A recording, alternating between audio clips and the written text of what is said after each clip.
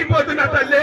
అయ్యో అల్లుడా రావయ్యా, అల్లుడా రావయ్యా, నా బిడ్డ ఉంటుందయ్యా.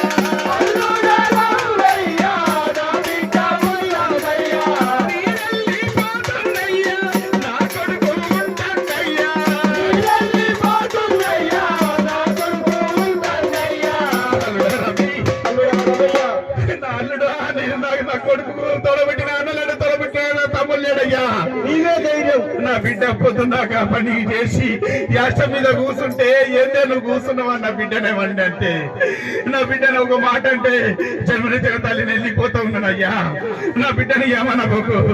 నా బిడ్డ నీ బావ ఉన్నాడు తల్లి, నీ బావ